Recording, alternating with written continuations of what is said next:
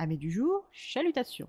Pour les petits nouveaux, moi c'est Sekhmet et je vous souhaite la bienvenue dans mon podcast littéraire. Dans mon émission, je vais tenter 3 fois par semaine de vous donner envie de découvrir des livres de tout poil, récents et moins récents. Alors, si ça vous tente, c'est par ici la suite. Aujourd'hui, je vais vous présenter Apprendre ou à laisser de Lionel Shriver, publié aux éditions Pocket. Dans ce roman, nous allons faire la rencontre des Wilkinson. Kay est infirmière en hôpital, elle est née en 1940. Elle a un frère Percy qui a fait son coming out récemment, abandonnant derrière lui sa femme et ses enfants ainsi que sa famille. Elle est mariée depuis 1972 à Cyril, qui lui est né en 1939 et médecin généraliste en hôpital. Kay et Cyril ont eu une fille, Hayley, née en 1972, et 2 fils, Simon et Roy.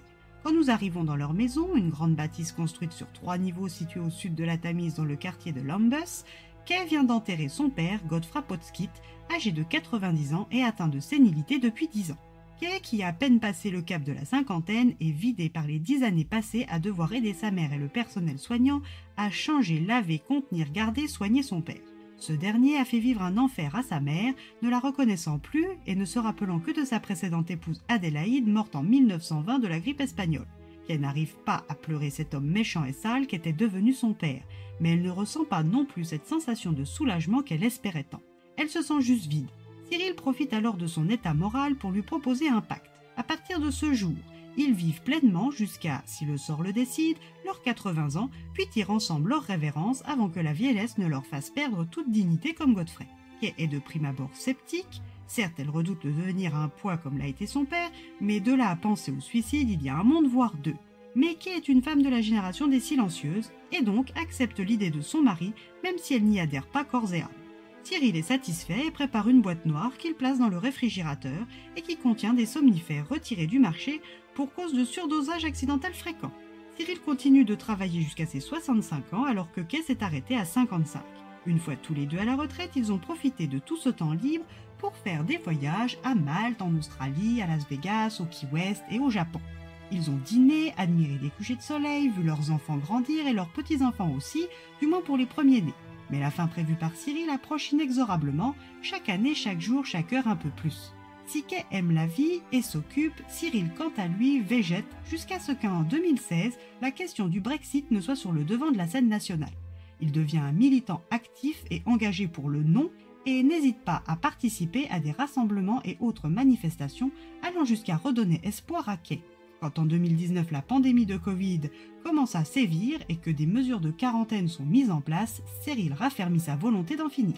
En 2020, le jour anniversaire de Kay, ils prendront une dose létale de somnifères et partiront ensemble dignement comme c'est prévu. Kay a déjà tout préparé, la cérémonie, les lettres explicatives aux enfants, le testament, la liste des choses à faire avant le jour J. Mais plus l'échéance approche, plus elle se sent démoralisée.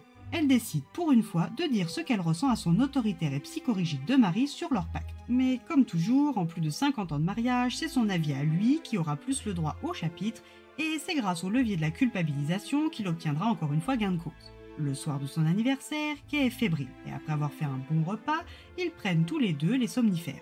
Mais Kay prévient leur fille qui arrive à temps pour la sauver elle. Elle survivra en bonne santé à son époux durant 13 ans et s'éteindra à l'âge honorable de 93 ans. Dans une autre réalité, seul Kay a pris les somnifères car Cyril s'est dégonflé au dernier moment. Mais comme Hayley, là encore, avait eu vent de leur macabre projet, elle accuse son père de meurtre. Et quand celui-ci fait un AVC massif le laissant prisonnier conscient dans son propre corps, elle refuse de l'aider à partir avant que son corps ne s'arrête, à l'âge avancé de 93 ans. Combien de versions à ce même pacte peut-il y avoir ? Les raisons de Cyril, tout comme celles de Kay, se croisent, se rencontrent, s'entrechoquent. Mais arriveront-ils à un vrai consensus au moins une fois ? Ou y aura-t-il toujours une sacrifiée dans l'histoire ? À vous de lire les futurs possibles constitués des divers choix de notre couple d'octogénaires et de vous interroger sur votre choix de prendre ou de laisser le somnifère mortel.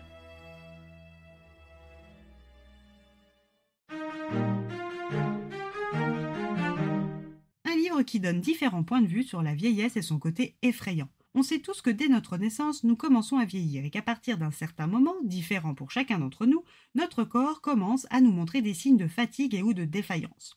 Nous sommes à ce moment-là tous soumis à la même interrogation. Quelle sera ma vieillesse et comment je la vois et où la souhaite ? Ce livre interroge aussi sur le droit à mourir dignement.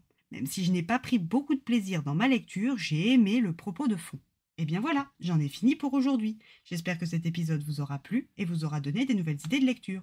Si vous souhaitez découvrir d'autres petits bonbons littéraires tout droit sortis de ma bibliothèque, je vous retrouve le jeudi 18 avril prochain pour un nouvel épisode. Et si d'ici là je vous manque de trop, n'hésitez pas à me rejoindre sur mon compte Instagram, @leslectures de Sekhmet. Sur ce, chalut les amis et à la prochaine.